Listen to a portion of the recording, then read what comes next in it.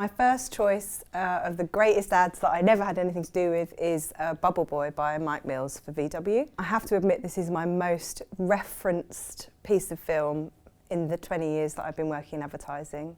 I just use it to prove every point I want to make, really. So it's the story of a guy who just has a very, very repetitive life. Same things happen every day until the final moment where he spots the new VW convertible and all of a sudden anything's possible.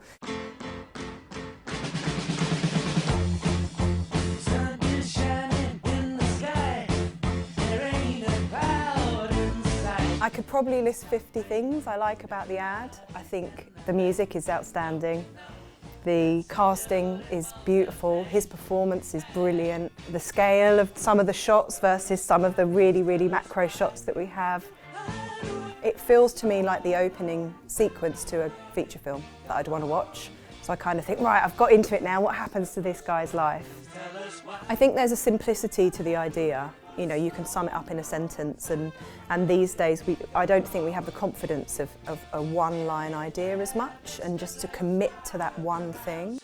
I think the editing is superb, like it makes me smile, the amount of times they would have had to set up that office shot or whatever, or how many jugs of coffee they would have to make, and how many different suits he'd have had to put on, and you know, it just what I always look for, or what I'm always jealous of, is when you can feel the fun and the adventure and the joy that was had making it.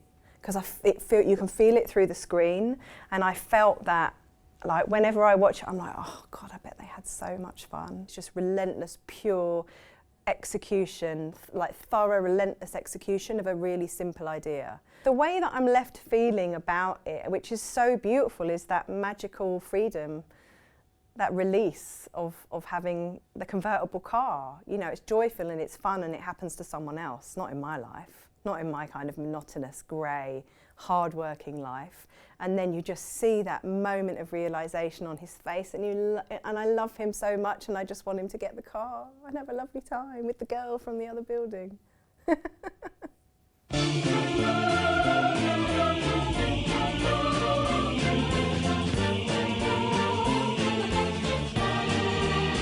Mike Mills's work, certainly when I was growing up at Mother, he was doing a lot of the early Gap ads, and that was actually my fourth choice. Just can't get enough for autumn for Gap. And you know, this guy, he just strips everything back to a very, very kind of musical and graphic place. There's kind of just a simplicity to the way that he crafts his films, which I want to get a piece of. My second choice is Blood Normal for Bodyform by AMV. I thought long and hard about choosing this because I didn't want to be the girl that chose the period ad, but fuck it, I'm just a creative director who's chosen the period ad. What do you call a girl on her period? Call her next week.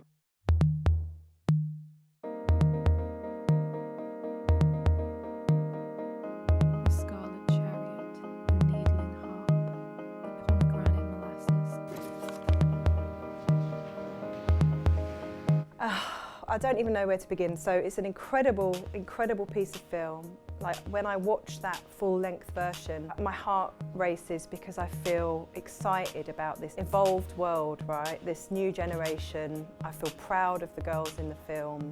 I feel sad for me when I was a teenager and my period came and I was mortified. You know, there's some outstanding moments in that film. Great advertising delivers imagery that you can't unsee, and the blood pouring down the leg in the shower, every single girl has seen that all her life, but I don't think many men will have seen that. And for that to become a normal sight, and just to kind of celebrate that or focus on that, or just spend a moment or two seeing it, because you can't unsee it again, and it's a big deal. The music is beautiful in it, the casting just feels fresh and it feels of today. And then my favourite thing about it is the pixelated moment at the end, which I know for the agency and for the team probably would have killed them.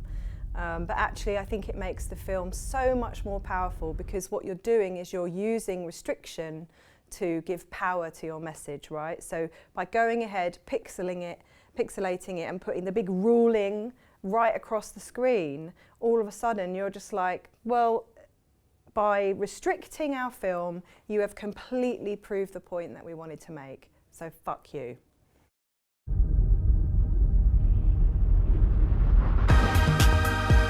Nick and Nadia, the team at AMV, they were famous for the Guinness Sapeurs ad. You know, they're a wonderful team.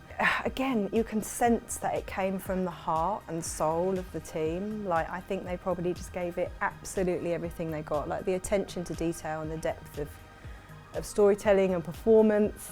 You can just feel it. You can feel the passion that went into making that piece of film. I think the production side of it, this was shot by Daniel Wolf, who is director at Some Such & Co. Some Such, of all of the production companies, have a brand to uphold. They have a reputation, they have a certain edge. They always feel modern and fresh, and you know, hats off to them and to Daniel for producing such a fresh kind of piece of work. I think he's also managed to kind of mix together lots of lovely kind of narrative styles, some documentary, some really visual, bit of promo in here, bit feature filmy sometimes. You know, it's just a masterpiece of, I think, reflecting this generation of young, strong, young, independent women that feel stronger and more liberated than certainly my generation. So I think, you know, it was a great choice of director. For me, it stinks of a Some Such production.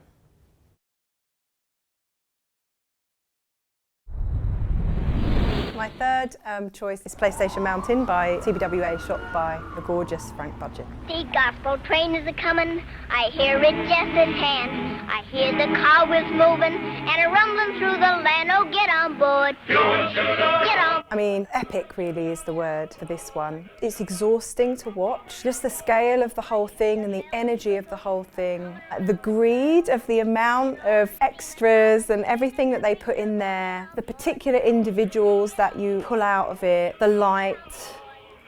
It's just so, what's the word I'm looking for? Indulgent, I guess. And then that paired with the Shirley Temple soundtrack, so joyful, so exciting, and then there's this quite raw, animalistic, like battle scene going on. It's kind of a game and a fight and a battle, and it's just messy and dirty and human and raw, and you know, that whole adrenaline of when you're playing PlayStation and you've been playing all night and you're a little bit sweaty and there's no rational thinking to your behaviour anymore. It was just, you know, you just really felt that, and the whole kind of social in it together but versus each other thing of gaming is just perfectly brought to life. And again, it's just the simplicity of the idea. You know, everyone wants in. That's it. And then just do that on a massive, massive scale. And you know, when you watch it and you look at the cinematography, at the casting, at the performance, only Frank Budgett, I think, could have done that. It makes me sad because obviously he is not with us anymore, but at the same time, like, what an incredible legacy that he's left, and I think that piece of work is definitely up there in my top 3 Budgett moments for sure. The execution is just taken to the nth degree, and again, these days, I just don't feel that urge to take stuff to the nth degree anymore. We're much more risk averse, we're much more close to home. You know, money, time, confidence, risk. You just don't feel it, whereas that one, you're like, they are all mad. Everyone to do with that ad, from the person that wrote it, who sold it, who bought it, who did the weather insurance, who did like the post-production, the guys at the mill who did the post-production, they're like, fuck it. Just throw all sense out the window and make the best piece of work of your career, and you can feel it. It's just magic. I mean, I think my overall, when I've been watching and thinking about these films, these choices and talking about them, my overall, there's kind of 2 things. One is simplicity of idea, like purity of idea, so in Bubble Boy and Mountain. But more than that, the thing I miss most, or the thing I want to push for with the work that we do in the forthcoming year, is kind of throwing your heart and soul into it and giving it everything you've got and taking risks and pushing at every turn, and whether that's pushing your client to be braver or pushing the budget to go further or having 1,500 extras or inventing a new piece of software or whatever it is, I just really felt that, especially on Mountain. They did not hold back. at any turn of that production, and I feel that there is a slight hesitation, certainly in the industry at the moment, to really go balls out.